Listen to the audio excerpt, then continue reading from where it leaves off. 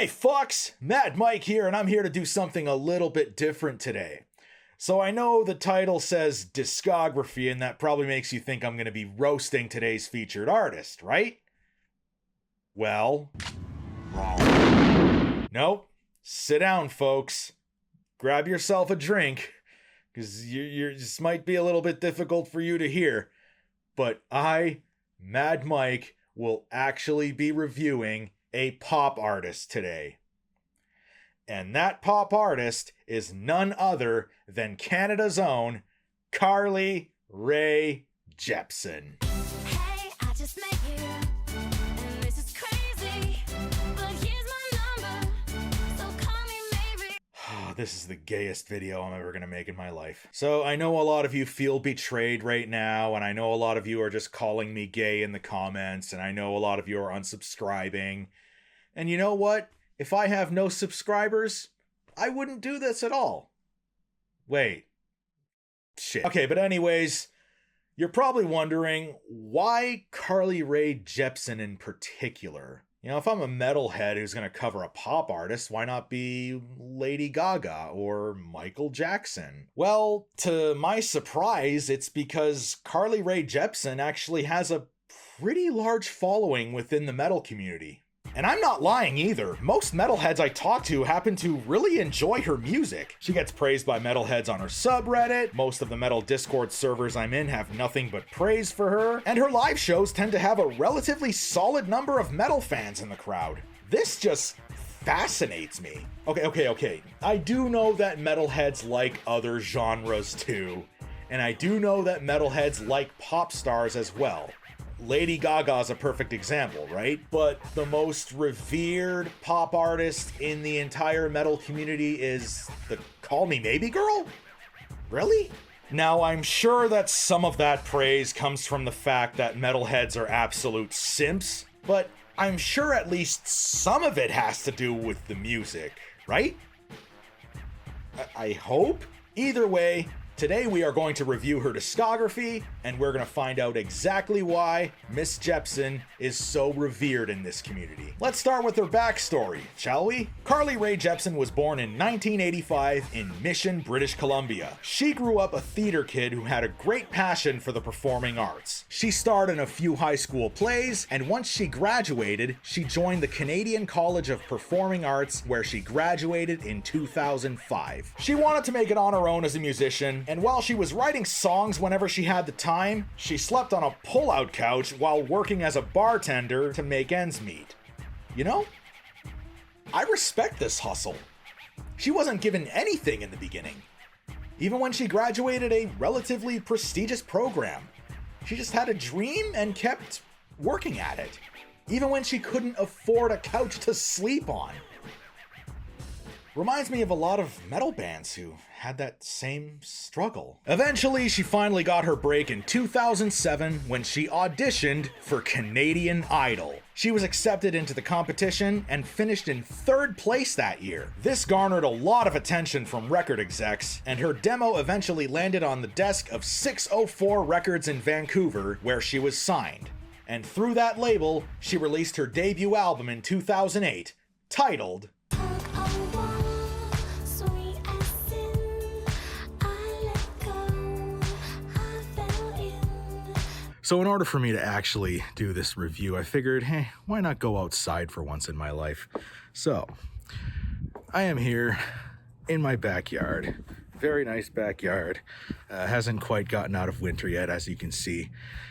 But I'm in my backyard to talk about Carly's debut album, Tug of War.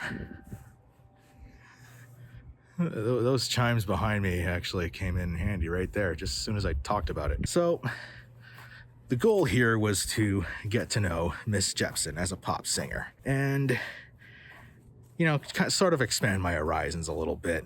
And if this debut is any indication as to what I have to look forward to with the rest of this discography, then, oh boy, I'm not looking forward to this. Because, yeah, this is not good. This is not good. My problems off the top of my head right now is that Tug of War is a very coffee shop-ish indie album. It sounds like Carly took all the one-hit wonders from the late 90s and early 2000s and mashed it through a chat GPT, and this is what came out of it. It's a very middling pop album with all the late 90s, early 2000s pop cliches that you'd probably heard a million times. You know, the very cutesy sounding lyrics, the very laid back vocals, the soft sounding clean guitar. It's like she took Sixpence None the Richer and Natalie Imbruglia and ran it through a chat GPT for most of these songs. Kiss me out of the bearded barley. Nothing's fine, I'm torn. I'm all out of faith. This is prevalent on the opening track Bucket and the title track, and pretty much 9 out of 10 tracks on this album. And while the album's not terrible, it's not really anything impressive either. It's a basic, loungy pop album from that era that you've probably heard a million times. And while it didn't want to make me rip my ears off from listening to it, it wasn't anything impressive. I will say the standout track on this one is Sour Candy. No, we went under. The weight was too much to carry in. It still suffers from the same cliches as the rest of the songs on the album, but it's actually still a pretty upbeat, catchy breakup song. And it features a very cool cameo by Josh Ramsey of Marianas Trench. Overall, this is a pretty middling album. Even for a debut, it's not that impressive. And I really hope that the rest of the discography is much better than this, because if this is any indication of what I have to look forward to, then it's not looking good here. In fact, you know, I don't really think I want to listen to the rest of this. Don't. Yeah. I think I'm going to go back inside.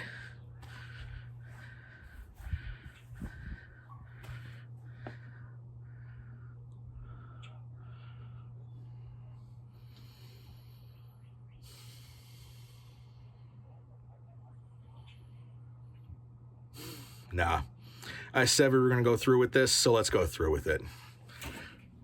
Let's take a bit further of a walk, shall we? This kiss is something I can't resist. Your lips are undeniable. And now I have made it out to Fireman's Park in Niagara Falls. This is a little bit of a hangout place in the city, owned by the city.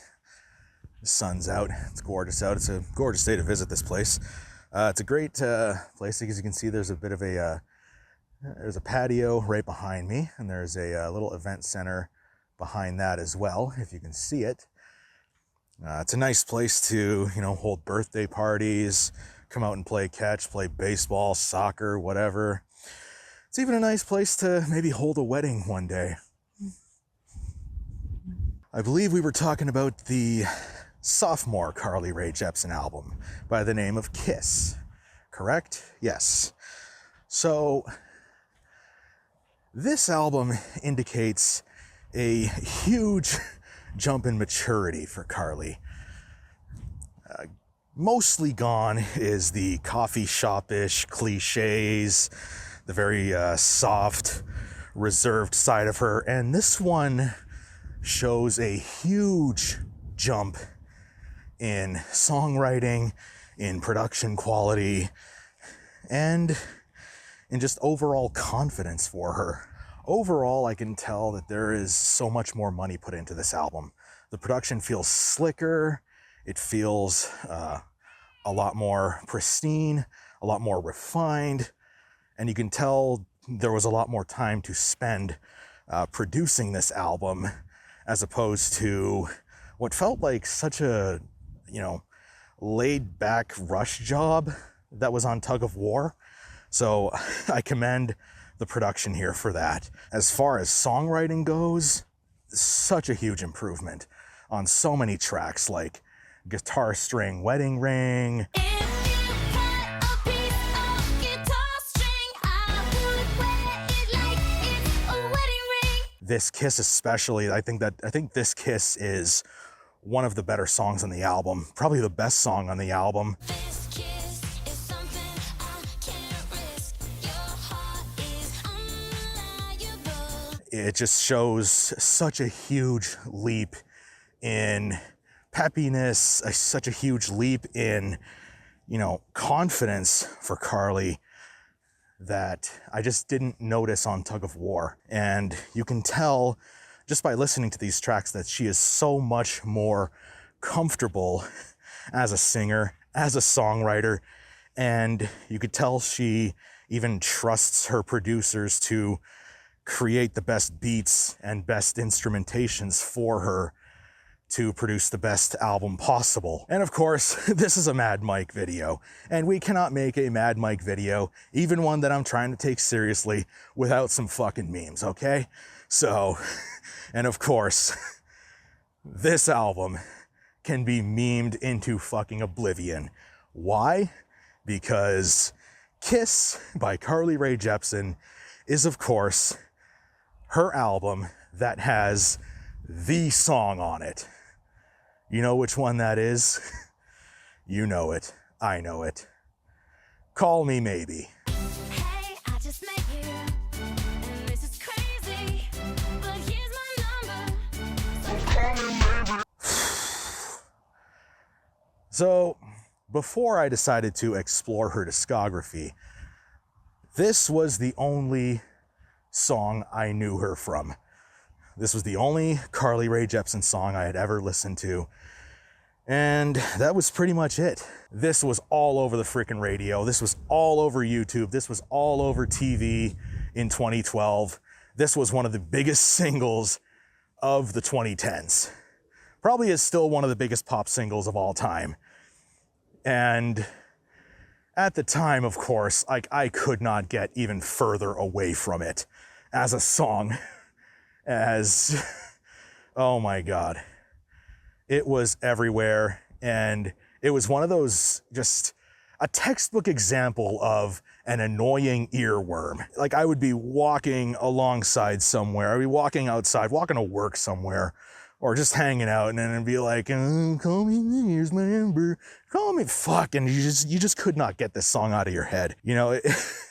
Given that Rae Jepsen is a Canadian pop icon, this is just such an epic moment in Canadian music history. Hey, I just met you, and this is crazy, but here's my number, so call me maybe. Having our pop singers create the most annoyingly catchy songs of all time that will never escape your head for the rest of your life. Another proud part of our Canadian heritage. Now, I gotta say, looking back on it, some, 12, 13, 14 years later, you know what? It's not that bad of a song. It was a song that was overplayed to death. It was a song that was everywhere. It was a song that everyone knew. It was a song that played at every single wedding, every single dance party, every single college get-together, whatever. But you know what? Some things are popular for a reason. And I gotta say, listening to it again, it's a well-structured song. The beat is solid. It talks about, a thing that a lot of teenagers, especially teenage girls, do want to talk about. But overall, I'd say it's a pretty great tune. There goes my metal card. Fuck. So what else is there to meme about this album? Well, I watched the video for This Kiss, right? And the guy she is going after in this video, I swear to God, is a spitting image of Jason Mewes. Anything to capture your attention. I mean, it's just absolutely hilarious to me that the best looking, dreamiest possible guy she can think of is a Jason Mewes clone. 'Cause I don't wanna miss this kiss. So you do anal? Is it true that chicks fart if you blast them in the ass? And of course, the other thing we gotta talk about is the collaboration with Justin Bieber. It's not you, blame it all on me. I was running from myself. Oh my God. Okay, you know what? I gotta say right now, Bieber bashing is so 2012. Is he an artist I listen to? Absolutely not. Is he an artist I'm a fan of? Absolutely not. Is he an artist I even like? Absolutely not. Was I part of the freaking hate mob when he first came out? Absolutely. But now, we're all so old. We're all so much more grown up, and it's just old to bash Bieber now. So, really, I think this is an okay song. I actually find myself enjoying it more and more the more I listen to it. And credit where credit is due, Bieber is pretty much who blew up Carly's career, because back in 2012, he did tweet Call Me Maybe, the song. He tweeted it out.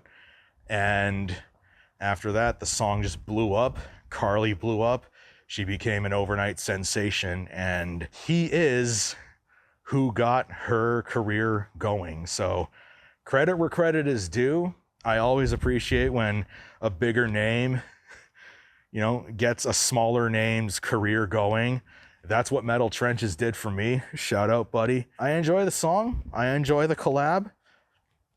And if you still really hate Bieber to the point where you're just memeing on him all day and shitting on him all day and hating him your whole damn personality, that's, at this point, 14 years later, that's more of a reflection on you, man. In other spots on the album, you have, a track that I really like, Guitar String Wedding Ring. It's a cutesy little song about how if, a guy she liked cut off a piece of guitar string, she would wear it as a wedding ring, so it would be a heartstring. And it's like, that's actually really adorable.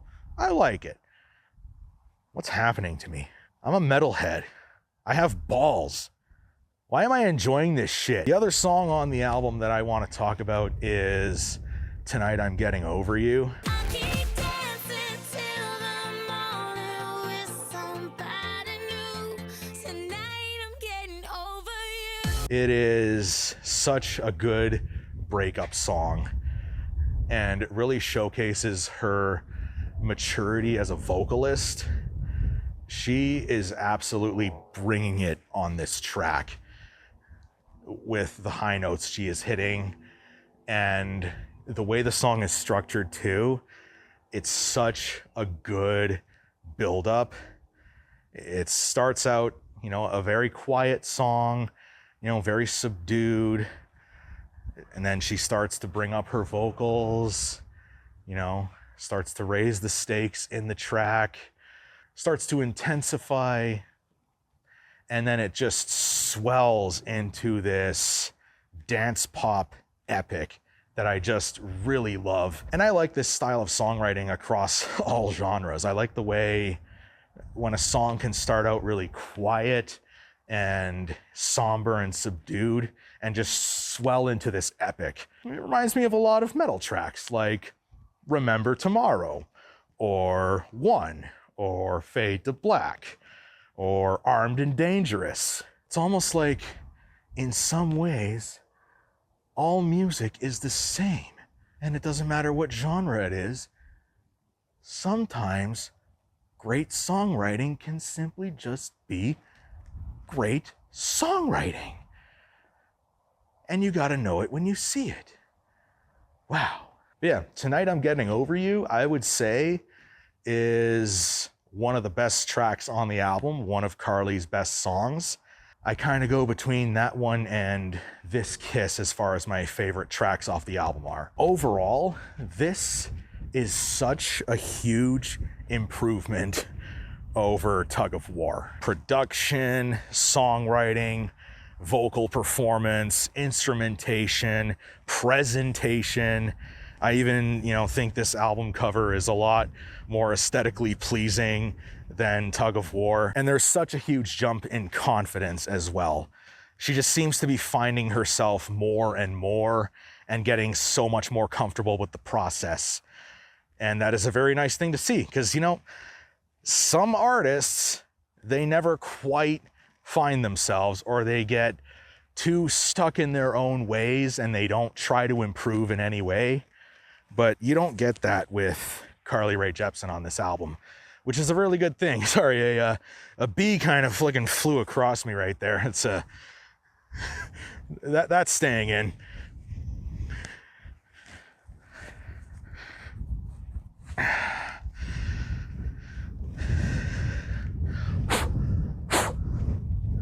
Oh, that was a fucking mosquito. Look at that shit. You see it? That was a mosquito. It fucking landed on my eye.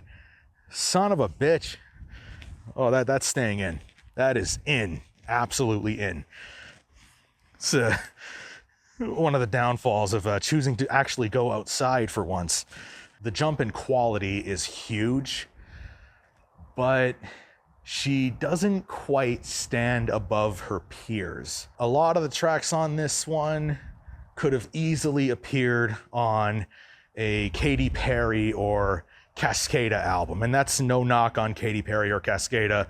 I like them too. But I still don't think she's quite doing enough to stand out from the pack. Even though I do enjoy Kiss a lot, for me it's a solid 7.5 out of 10. It's not quite there. It's not quite at that Lady Gaga, Michael Jackson level. It's good, and Rae Jepsen so far in listening to her discography is a very solid artist, but on the level of the best pop artists in the world according to Metalheads, good? I kind of struggle with that. So that's my review of Kiss, and I am going to continue on with this discography, but so far, you know, as much as I do like the sophomore effort, I'm still not quite grasping why Rae Jepsen is so beloved by metalheads.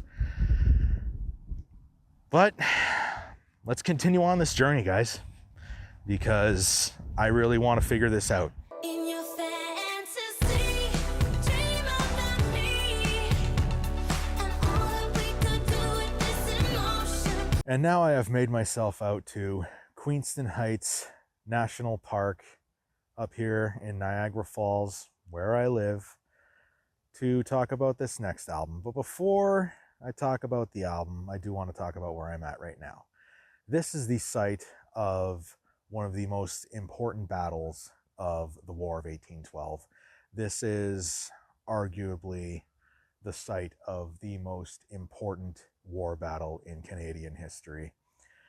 Of course, we're talking about the Battle of Queenston Heights, which took place during the War of 1812. This is the site where the Americans, who were very imperialistic at the time, totally changed since then, tried to take over this side of the Niagara River. Long story short, they failed. The British Army, or the Canadian British Army, fought them off with the help of the native tribes, which includes the Algonquin tribe, which I have ancestry in. And in this battle, the legendary General Sir Isaac Brock lost his life. And there is a monument to him right behind me, where you can see.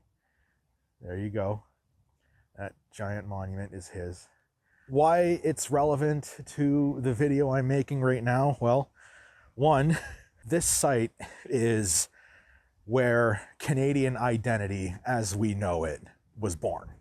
It was born right here because the people who were fighting for this land were fighting to not become American, and they succeeded.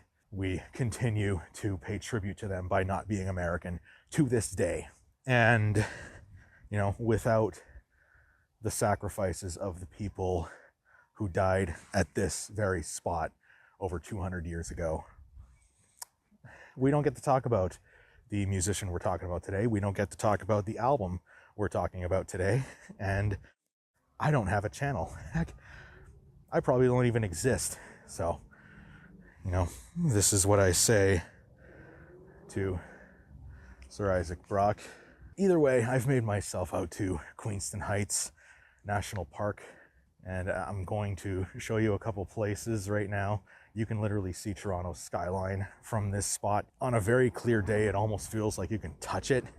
That being said, we are now going from historical patriotism over to talking about Rae Jepsen's third album, Emotion.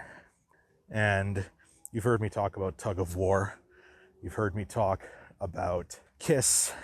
And with Emotion, I gotta say, it is not only a massive improvement, this album, I believe, is a masterpiece. I truly believe it is.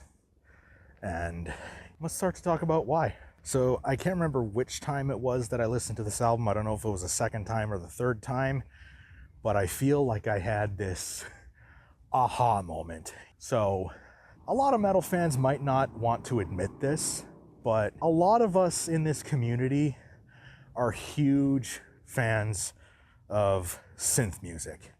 The usage of synths has been in metal since pretty much its beginning. I mean, you've had synth work on some of the early Sabbath albums. You've definitely had synth work on Judas Priest, Iron Maiden, maybe not Motorhead. You've even had synth work on freaking Metallica at some point. But either way, metalheads, some will be more open about it than others, but metalheads in general love synth work, especially synth music from the 80s. You know, I myself love listening to synth pop, especially from the 80s, and I love that 80s style production as well. And that is why I love this album to death. And to compare this to a metal album I love, which would be Somewhere in Time by Iron Maiden, that album is full of just great synth work, right? And that is when I personally fell in love with a lot of synth style music. And I believe that me listening to that album is why I appreciate this album so much too, because the synth work in it is absolutely phenomenal. And I feel like I have this aha moment now because I'm finally starting to see why she is so beloved by the metal community. And that is because the metal community itself loves the fucking 80s. And we absolutely love synth music, no matter how much we like to tell ourselves that we don't. So I feel like I finally get it now.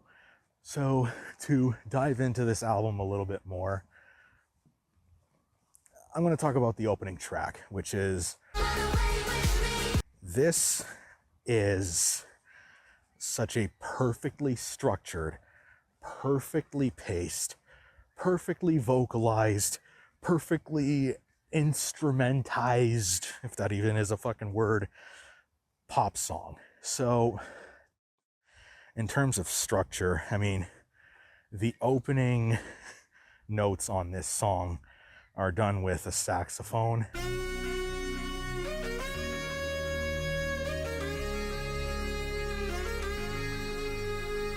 Those first couple of notes are just so masterful, and they bring you into the song so beautifully.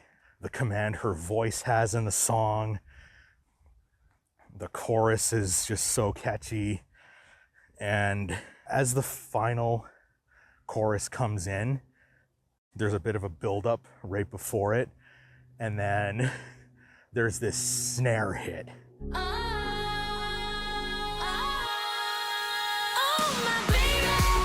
That is just it just hits you right in the middle of your gut. I could go on and on about just how well structured and well composed this song is, but there is actually another video on YouTube that describes it way better than I ever could. His channel is called Mike the Snare. I'll leave a link to that video in the description. You can check it out yourself. But yeah, this album starts off with an absolute banger, and it does not let up from there. The title track is also good. And then you have the third track, which is the biggest hit single on the album.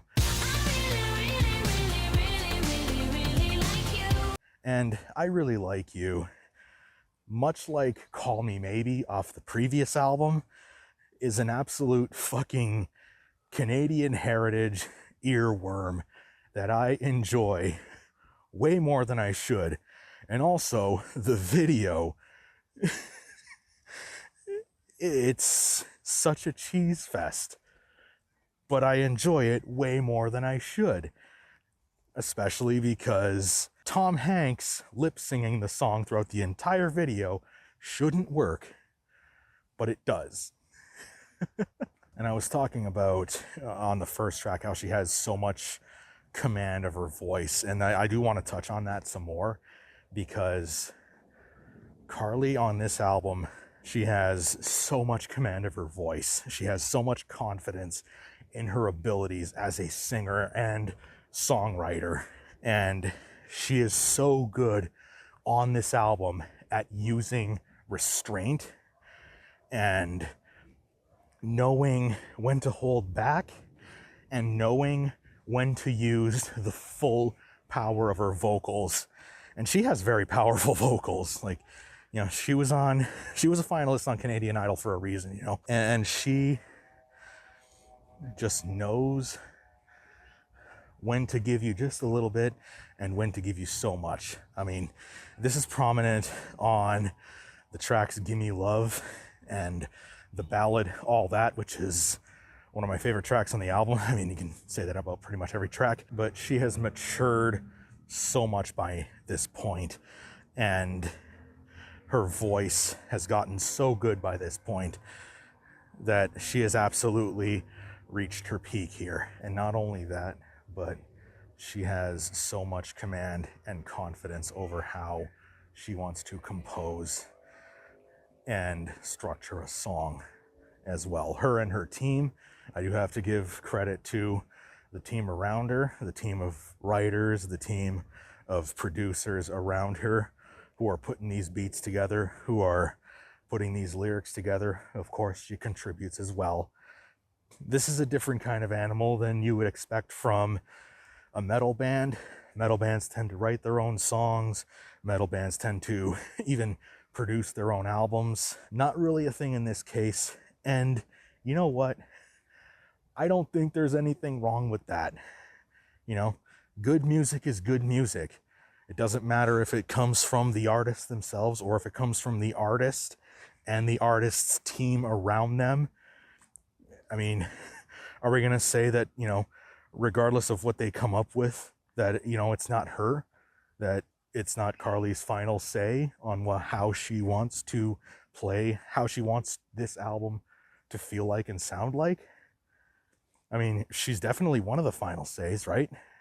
I'm sure the producer gets a say too, but, you know, it's just how it worked. Anyways, you got another track that is called Making the Most of the Night, which is such a fun dance tune that, again, much like I Really Like You, is a song that I just enjoy way more than I should.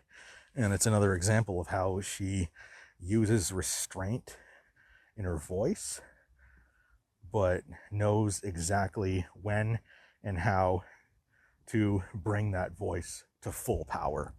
And then we get to one of the bigger hits on the album, which is Your Type. I'm not the type girl for you. I'm not going to pretend. I'm the type of girl you call more than a friend. This has such great use of synths, and much like the opening track, the final chorus of Your Type has such a great build-up. And again, going back to the restraint and full power that she uses in her voice, she uses the full power of her vocals, of the production, of the instrumentation in this final chorus. And it's such a good payoff to an already amazing track. So I wanted to get to the album structure and how perfectly placed the songs were on this album. But in the middle of writing about that, I realized that I had been listening to the deluxe version of this album the entire time, which I should have realized before, because When I Needed You feels like an album closer. Sometimes I wish that I could change, but not for me, for you. So we could be together forever. But I know that I won't change for you. And it is on the initial release version and the vinyl version that I do have. And I gotta say that it's very awesome that not only is there such a great closer for the initial release version of this album, but there is such a great closer for the deluxe version as well. And I'm gonna get to favorite color. I'm close to you, we blend into a favorite color. I'm bright baby blue, falling into you, falling for each other. That's the final track on the deluxe version. And favorite color really is one of the best closing tracks I've ever heard on an album, regardless of pop, regardless of metal, regardless of genre, really. It goes back to another great example of the restraint she uses in her voice. It's almost like that, I call it a talking whisper. Like you'll hear what I'm talking about when you hear the first notes. It's almost like you're talking like this in a very seductive way. Only the person talking like this is way more attractive and not me. But yeah, she uses her voice to create such great anticipation in this song that, again, when the full power comes in, it is such a great payoff, as she's singing such beautifully simplistic lyrics. And what makes the lyrics work is the vocal patterns.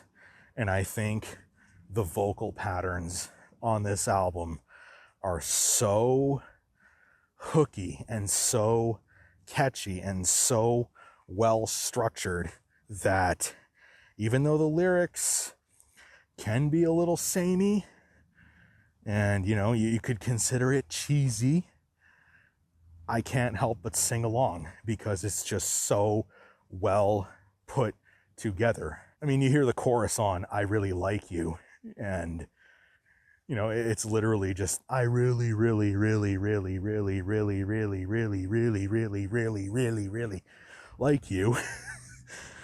But for some reason, the tempo of it, the structure of it, and how much confidence she has in herself when she's singing it, I can't help but sing along.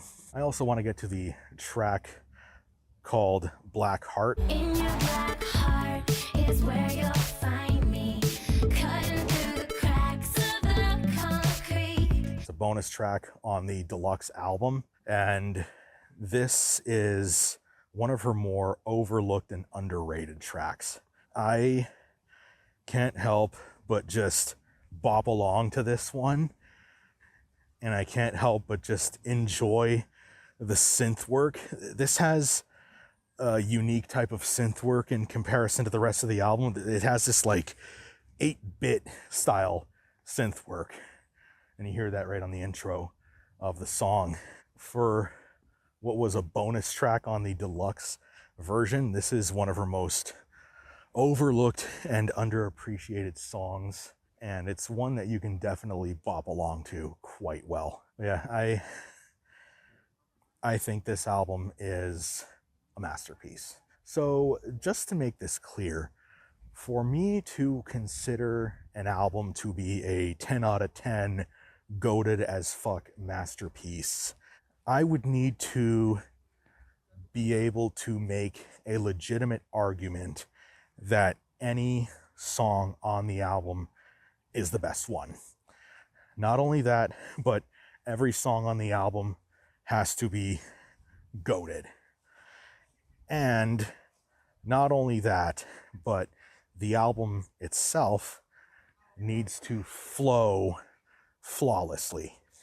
And what I mean by that is every song on the album needs to be placed in the right spot. So when I say that, I mean emotion fits every single criteria for me to consider something a masterpiece, because I just stepped on a freaking pine cone. Every track is goated as fuck. I can make an argument for every single track on this album to be the best one. Every single track on this album is so freaking goated, and I cannot figure out for the life of me which one is the best one. That fits two of my criteria, and not only that, but it flows so flawlessly. It starts off with such a powerful tune, with such a powerful opening, and then it gets to some ballads near the middle of the album, like all that. So usually the fourth or fifth track for me is where you should have the ballads on the album, and that is where all that is. So that gets a plus for me. And like I said, both the closer for the initial release version and the deluxe version are placed perfectly. With all that said, it fits the criteria. I think this is a masterpiece. Absolute 10 out of 10. You know, I'm going to say it, it's my favorite pop album of all time. Not that I listen to a lot of pop, but Off the Wall ain't got nothing on this one. Sorry, guys. Sorry, Melty. I know you're watching this video. You're probably, you know, throwing your beer cans at the screen right now, but Off the Wall's got nothing on this. And not only does it fit that criteria, but the production is so flawless. The use of audio tricks, the instrumentation is just so well put together. And, you know, I do want to point out the drumming. I'm not one to usually praise pop drumming because it's very simplistic. But again, we're going back to beauty in simplicity. And this has that tenfold. And the drums sound so good. It harkens back to that 80s style of drum production where everything just hits you in your deepest part.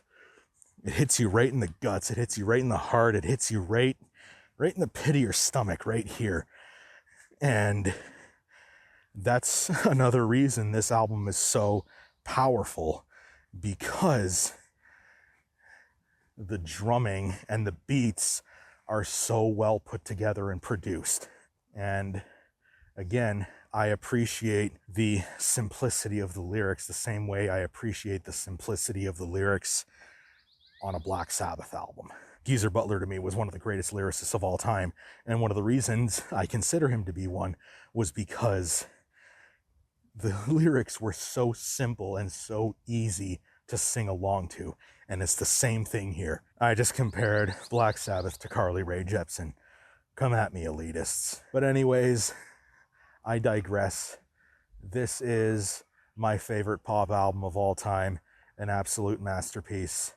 And we got to thank the person who is memorialized behind me for what he did and his sacrifice for allowing eventually this video to be made and this album to happen. You don't want my love if you don't care about me. I just dance for myself, back on my beat. And now I have found myself at Clifton Hill. Probably hearing a lot of noise on the mic. You can see Clifton Hill right behind me. Clifton Hill is a tourist hotspot in Niagara Falls. And usually I don't come around here, especially during tourist season. It gets way too busy. And especially right now, we're on a Sunday as I'm filming this. And it's probably not gonna help my audio too much. But this is another great place in Niagara Falls to come around to and, you know, explore the city as I am exploring this discography and going on this journey with you guys. So that's Clifton Hill right behind me. I'm not going to go too much closer there right now because I do not want this stuff picking up on my mic, but that is where I am. And as you can see, might not be able to notice it, but the weather, it's not looking too good. Probably gonna rain as I'm filming this, but I think for the mood and the album I'm about to talk about, I think it actually fits very well. And that album, for you guys, is Carly Rae Jepsen's 2019 release. So this was released 4 years after the classic masterpiece that is Emotion. And you know, right off the bat, I can tell you that I don't love this album. I don't think it's as good as Emotion. And I think it's right about on par with Kiss, but it's still a very good album, and it's still a very interesting album, and it's definitely an intriguing album to explore. So this one is a little bit more experimental, feels a little bit more personal, feels a little bit more like Carly wants to drift away from the bubblegum pop and lean more towards indie pop. So if Kiss was a full-on bubblegum pop album and Emotion was a perfect 50-50 blend of her mainstream and indie pop style, then Dedication is 75-25 in favor of her more indie art pop. This does feel a lot more experimental. It feels like Carly is wanting to challenge herself in other ways. And while it does work on this album for the most part, there are times on it where it does fall flat. I still like this album. There's still a lot of great tracks that are on par with some of the best stuff on Emotion, but there are some parts of the album, especially in the second half, where it starts to slide off for me. When it does work, though, it's absolutely phenomenal. And it is on par with some of her best work. Like, there is a track on this album called I Want You in My Room. When all the lights out, hey, where you going? I keep a window for ya, it's always open. A very solid track, and it is still a fun song to listen to just over the subject matter. And now it's fucking raining, guys, so we're gonna continue this elsewhere. Great.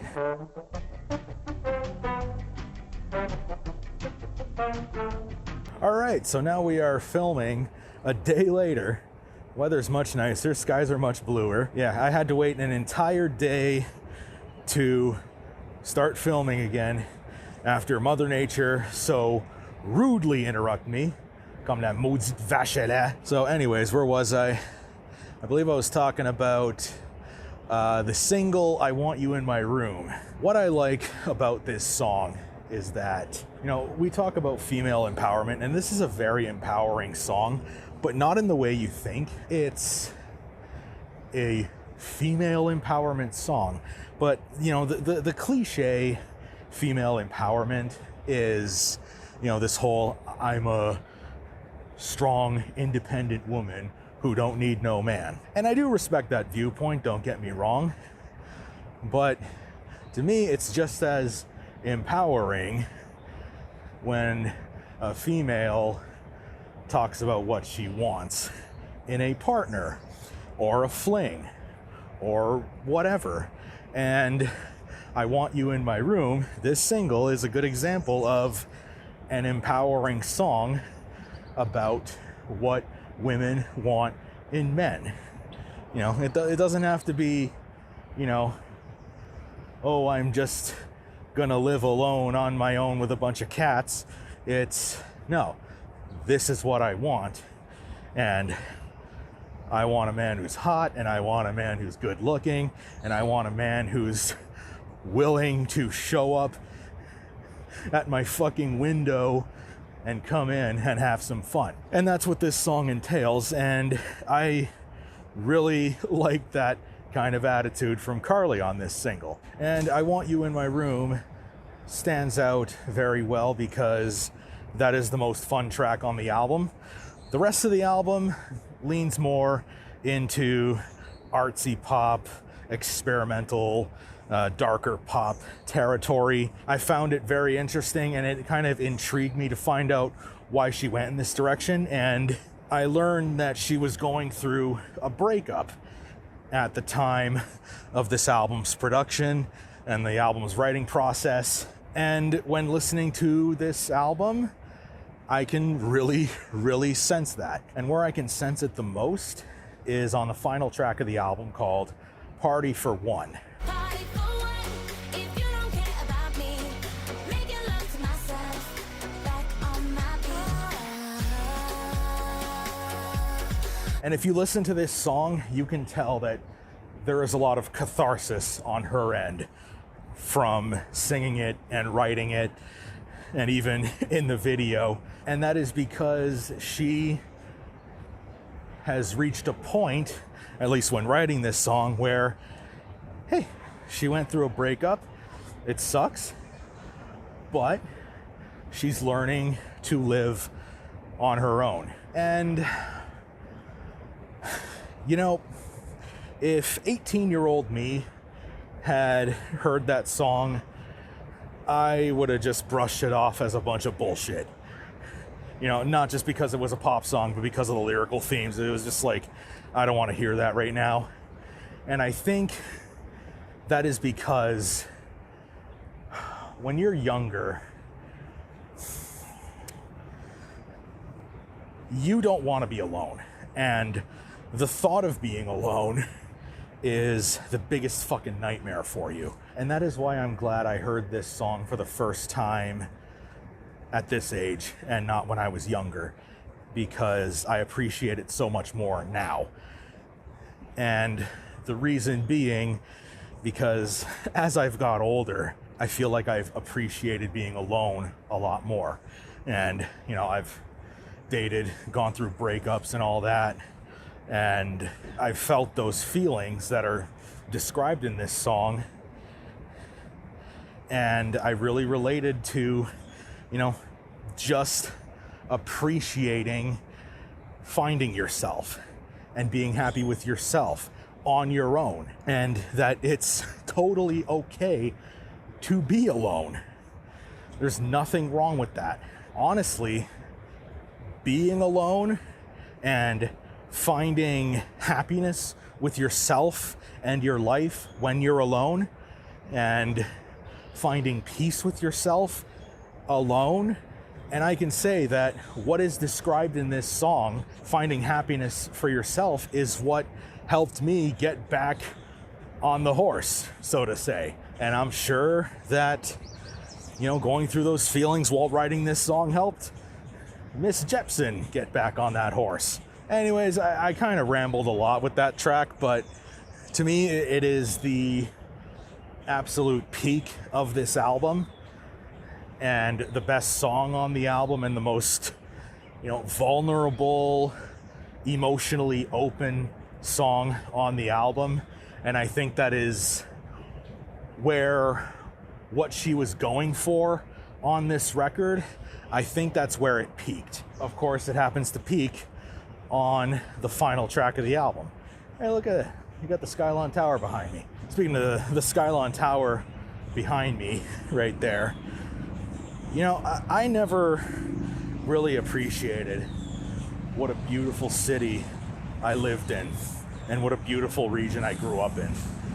18-year-old me, 20-year-old me, 25-year-old me would, you know, constantly bitch about this region. Older me, I feel like I just appreciate this city and this region so much more. So back to the album at hand. Other examples of where this album works is on the track Too Much.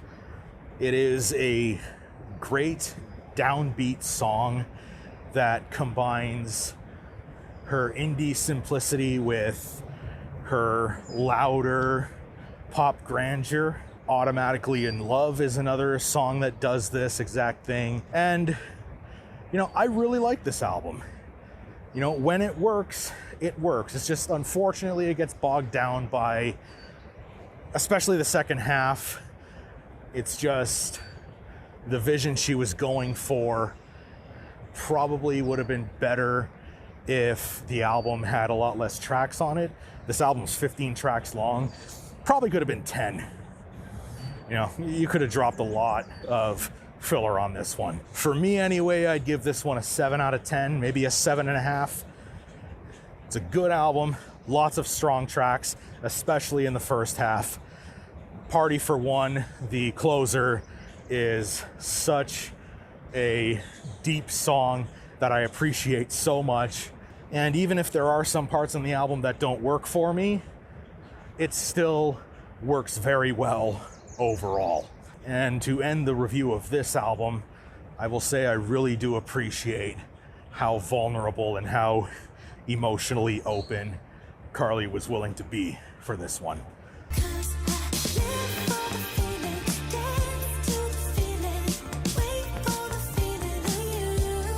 And we are continuing this video on Clifton Hill because I thought it'd be fitting, considering that the album I'm reviewing is a part 2 of sorts.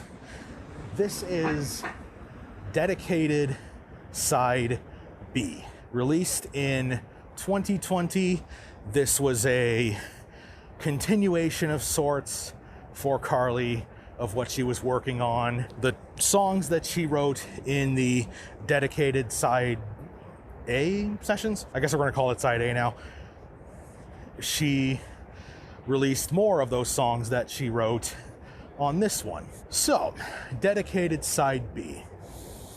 I don't really have much to say about this one. I find it mid. I feel like the filler I talked about on the previous release, it multiplied by at least 2 on this one. And, a lot of it just feels like they were fittingly enough supposed to be just B-sides, and maybe that was the intention, I'm not sure, but it really feels like, for the most part, this was a collection of songs that weren't good enough for Carly to put on Dedicated Side A. Now, don't get me wrong, there are some very, very, very strong tracks on this album, namely Summer Love,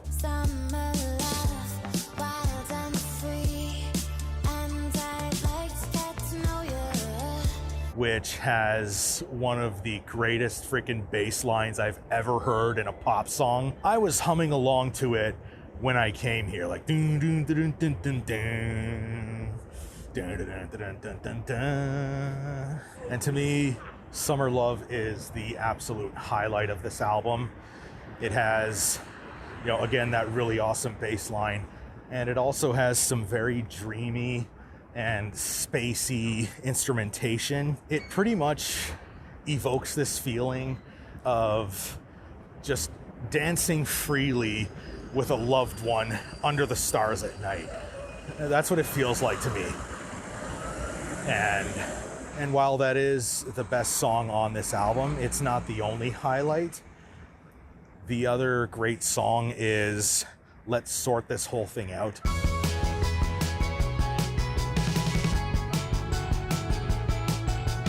It is a very strong, upbeat, peppy tune with very well produced 70s style drumming. And to me, it feels like she was experimenting with a style that she would eventually flesh out on future releases.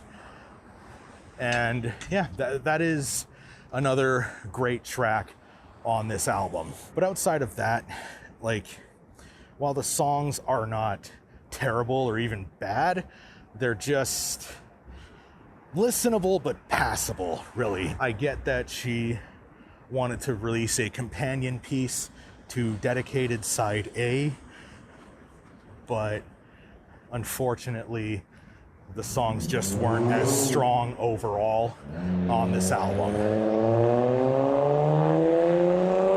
Okay, we get it, you have a small penis. I mean, it's not a terrible album.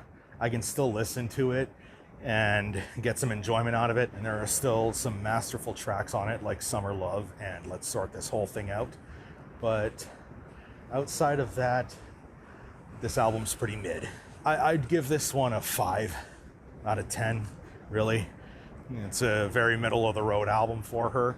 There is still some stuff to appreciate on this album and even love, but overall, not her best release. And yeah, for the most part, this album should have remained as B-sides or even unreleased tracks. Boys around the world, I want to believe that when you chase a girl, it's not just hunting season.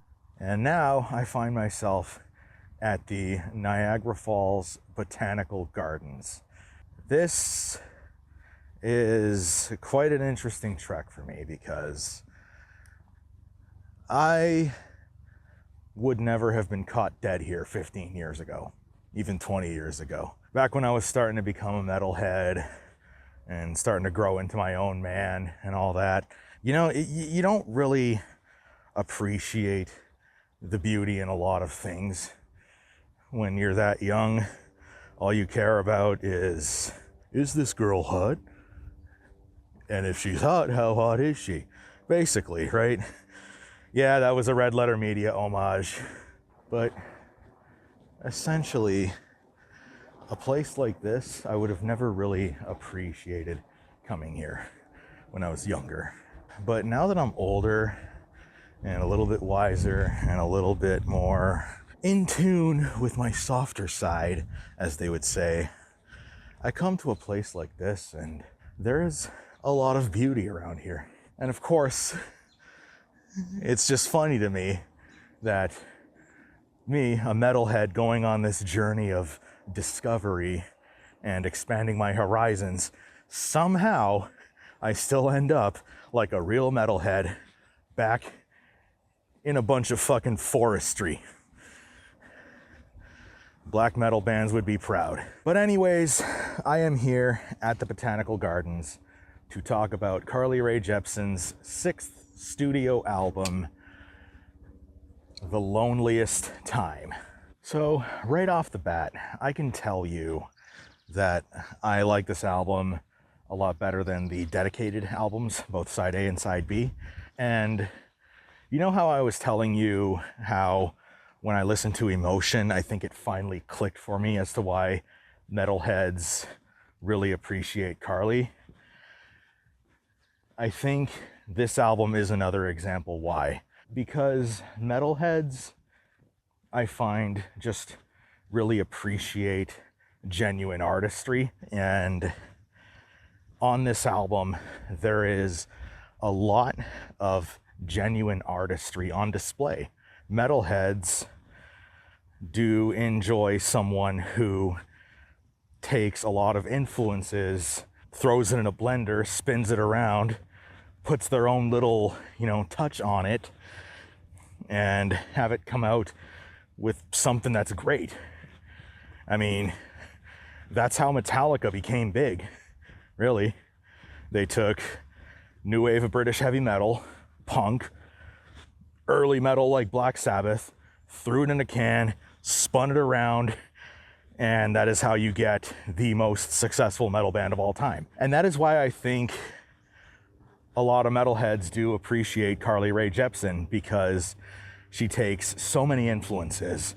She takes so many different eras of popular music, throws it in a blender, mixes it around, throws her own little Carly Rae Jepsen style into it, and the final result is usually great. And The Loneliest Time is another great example of that, because on this album, I'm getting a lot of 70s funk vibes from this.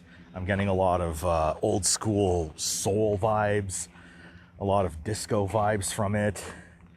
And she took all of that and added her own little spin to it.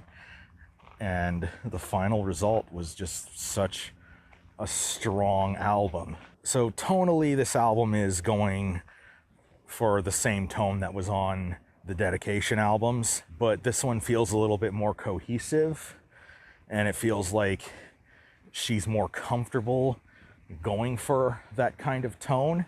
And like I said, this album gives off a lot of 70s funk and soul and disco vibes to it. It's like she took the Bee Gees and Earth, Wind and Fire, threw it in a can, threw her own little spin on it, and this was the result. And the result is so much fun, and it at the same time is so authentically her, which I really appreciate. And while she is going for that more somber tone, she still isn't stopping herself from having fun on this album. And the best example of that is the track Beach House. Boy number one made a picnic for two. Saw he was nervous, I thought it was cute. Until I found out that his mom made the food. It was good though. The song's concept is so ridiculous to me. Like, she's going on this big speed dating trip where she's going through a bunch of guys in succession, and they all have these little quirks about them, little flaws. She's having so much fun with this, and the characters she runs into just get weirder and weirder and more bizarre as it goes along. And the video reflects this tenfold. Boy number two had a beautiful face. Highly agreed to go back to his place. His wife really had some impeccable taste. The video is definitely the wildest video she has ever done. It's just funny to me how she's just going through crazier and crazier guys, and then you see her bust out this whistle after one guy makes this really weird comment. And to that I say, oh my God, was that a whistle reference? It's a rape whistle. She's a Canadian Idol, ain't she? And then it gets to a point in the track where I, as a metalhead, can't not mention it. And that is the line, I got a lake house in Canada, and I'm probably gonna harvest your organs. that is the most metal as fuck line I have ever heard in a pop song. Congratulations, Carly. You are an honorary metal god now for that one. That was awesome. So back to the whole 70s funk vibe this album gives off. I think Joshua Tree and the title track are good examples of that. They have solid bass lines, 70s style pop drumming, and they almost feel like something you'd hear from Wild Cherry. Elsewhere on the album you have Sideways and Bends, and those are good examples of giving off a more soul vibe. And Carly does such a great job of capturing the essence of that genre and adding her own spin to it. And then we get to the track Western Wind, Coming in like a western wind. Do you feel home from all directions? which is one of the most beautiful, dreamiest songs she has ever done. It almost reminds me of Summer Love on Dedicated Side B. And if you remember, I talked about how that song makes you feel like you're dancing under the stars. Well, this track makes you feel like you're dancing under a moonlit night in the desert around a campfire. And then you have Shooting Star, Saw your angel face. Caught my shooting star. which is such a love letter to 70s funk and disco, followed by Go Find Yourself or Whatever, which, like Western Wind, is a dreamy dance tune under a moonlit night in the desert around a fire. But this one's more of a slow dance. Hello, Two Bird. And I love the sitar solo in that track.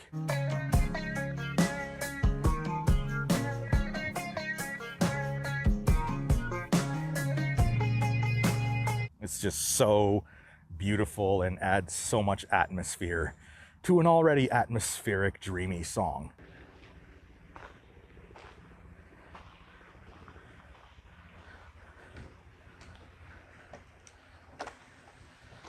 Look at the beauty around here.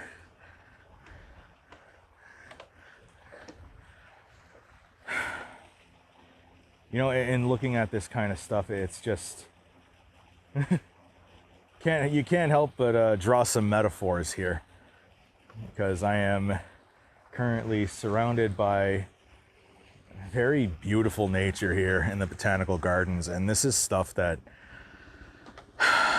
back in my youth, my more metal-headed youth, I would not have appreciated at all. Same with Rae Jepsen, because back in my youth, she was the Call Me Maybe girl, or the girl on Canadian Idol. I would not have appreciated the singer that she was, the artist that she was, the artist that she is, at all. And I did brush her off as basically the Call Me Maybe girl, right? But looking at this now, I appreciate so much about her as an artist, and I appreciate this album so much, because there is so much beautiful artistry on display. But yeah, overall, this album is a very, very nice change of direction, taking on a more funk and soul vibe, and I just really, really, really appreciate this one. It's not perfect, because, again, for something to be a perfect album for me, I'd have to make the argument that every track is as good as the last one, and I'd have to make an argument that any track on the album is the best one. And on this one, I do think that some tracks are better than others. Even though all the tracks are good, some tracks are better than others. So that's why this album's not perfect to me, but it's still a very, very, very, very strong album, and one that I truly appreciate. And, you know, the more I go on this journey, the more I just appreciate Carly so much more as an artist, as a singer, as a musician, as a songwriter. And we're almost done this one, folks. This was the review of The Loneliest Time. So let's move on to her last album. Trying to paint a picture of the sun with all its flowers, reaching closer past the surface, like I'm slowly getting closer to you. And we are at the beautiful, thundering Niagara Falls for the last segment, or the last review of this video. And look at that beautiful rainbow there. Happy Pride Month, folks. And I figured, since I'm going on a journey around the entire city, I might as well finish it off here at the most iconic spot in the city I grew up in. And now that I got that out of the way, we are reviewing Rae Jepsen's final album, or the last one up until this point, and that is 2023's The Loveliest Time. And starting right off the bat, I gotta say this is my favorite album outside of Emotion. So a certain person, so this one might look a little bit scrambled to you guys, because a certain person, aka me, made the very bright decision to visit Niagara Falls at the most busy time of the year, just as busy season is starting, and it is almost hard to pick up some good audio. Hopefully it's picking up nicely, but as you can see, look behind me, absolutely beautiful, ain't it? So as I said, this is my favorite album from hers outside of Emotion. It's one that gets better every time I listen to it, and I don't know if I would rate this as a masterpiece just yet, but it's close. It's actually very, very close. I'd have to give it a few more listens to see how I would feel about it. You might see that rating of mine change on my Rate Your Music profile. Check it out, link in the description. But for right now, this is an amazing album from Carly, and I'm gonna go ahead and explain why. First off, I gotta say this is such a well-structured album in terms of song placement. The opening track, Anything to Be With You, is just such a perfect opener for this album, and the intro is so well done. Never over, never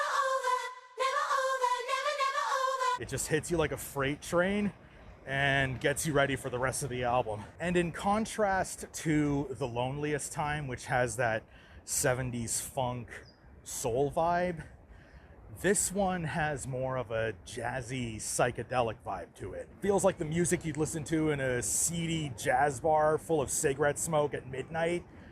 Tracks like Shy Boy, Kamikaze, and Collage are good examples of this. And it's something I really, really enjoy, and I enjoy the direction she's taking on this one. Oh my God, guys, look at that. Look right behind me, right behind me. Those are some Cobra chickens. We have Cobra chickens. We have Cobra chickens. And some of the highlight tracks on this album would be After Last Night,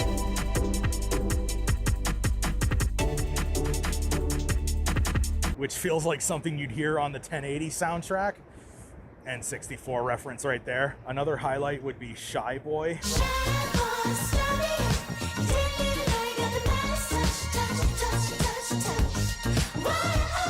which is a very relatable song about hopeless simps who just wish a hot woman would go up to them and take them out of their shell and take them home.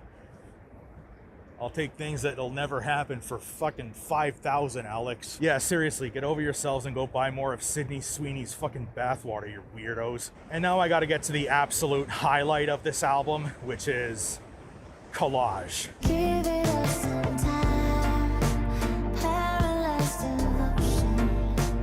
Give it us some time. It's such a perfect tune from her. The vocal patterns are so catchy and it's so vulnerable lyrically. The line in the song, "Nothing really matters, but it matters if it matters to you." Nothing really matters, but it matters if it matters to you. That's another example of something I would have brushed off as corny when I was younger, but now that I've gotten a little bit older and a little bit more life experience, it's a line that I actually really appreciate because, you know, if you want to take a nihilistic standpoint, no, nothing really matters. But again, if it matters to you, then it really matters. Like, I'm about to quote McBain, but do you ever notice how men always leave the toilet seat up? You know, it might not be a big deal to me when I leave it up and someone else that lives with me has to take the damn thing down. You know, if it matters to them, then it matters. It might not matter to me that much, but it matters to them. And as a much more mature person, I realize that, hey, it matters to them. It should matter to you too. Okay, I'm going off on a bit of a ramble there, but what I'm trying to say is that line is definitely something I appreciate more as I get older, and not something I would have appreciated 20 years ago. And then, of course, you got Lost in Winter Time. Lost in winter time. Lost in Winter Time. Winter Time. Winter Time. Winter Time. Carly is a black metal goddess. And then you have Psychedelic Switch, which is such an interesting, inventive song. It's like a psychedelic switch. Don't wake me 'cause I'm lucid dreaming, meditating on your lips. Incorporating very imaginative acid rock synth work in the frame of a 70s dance tune. And then you have Put It to Rest, which is another good example of the jazzy psychedelic tone I said this album was going for. It incorporates very jazzy freestyle piano work and drumming into another contemplative, lamenting tune about a relationship that I feel ended a long time ago, at least when she wrote this song. And for this album, which has such a lamenting tone in terms of lyrics, I do feel like Weekend Love is the perfect closer. Alright, guess it was a past life. I haven't seen you around. because much like how this album opens so suddenly like a freight train, this song ends so suddenly, leaving you wanting more. And the fact that it's leaving you wanting more gives you that feeling of longing, that sense of, you know, not having seen something through, which ties back to the contemplative, lamenting tone of the album. Overall, though, this is such a well put together, emotionally mature, gorgeously epic album that flows just as well as The Waterfall behind me. Like all her other albums, she came into this one with a vision, and she accomplished that vision in such a confident, uncompromising way, and it's an album that I love more and more with every listen. This one's fantastic. And you know, now that I'm done reviewing this discography, I feel like I kind of had like a very, not a spiritual experience, but like a very eye-opening journey where I feel like I've grown up a little bit. I've, you know, learned a little bit more about the world, gained a little bit more life experience. And I know that's a little pretentious to say about simply reviewing a pop singer's discography, but for someone like me who was so emotionally immature and so closed-minded for such a long time, you know, I feel like this was a journey that I needed to have. But anyways, that's it for this one.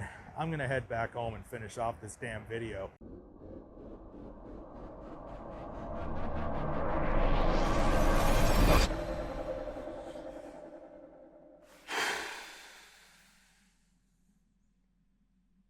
This was quite the journey for me. You know, when I was recommended her music by a user on my Discord, shout out Meme Lord, I only knew Rae Jepsen as the Call Me Maybe girl. I didn't even know she was Canadian, let alone made great music. I was quite skeptical going into this deep dive because, to me, the small sample size that I had was enough to convince me never to listen to her if I could help it. To me, this was just another run of the flash in the mill pan pop star. And I have never been happier to admit that I was wrong. Wow. Carly is so ridiculously entertaining. Her songs are so well written and so intelligently structured. The pop instrumentation is so well arranged, and she understands exactly what sound needs to go where. And most of all, everything she does is authentic. Even though she does have a good team around her, I never feel like I'm hearing something manufactured. Regardless of the quality, I always feel like I'm listening to a genuine artist's expression when I'm listening to her. And now I understand why she's so popular in the metal community. Because she's herself.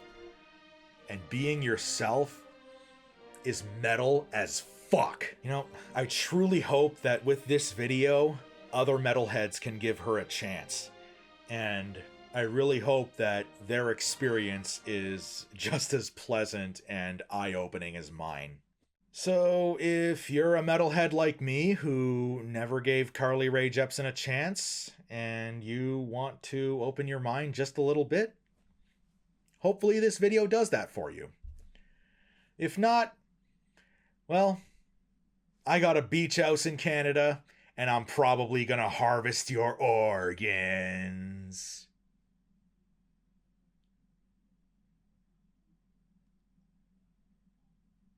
Bye, fucks.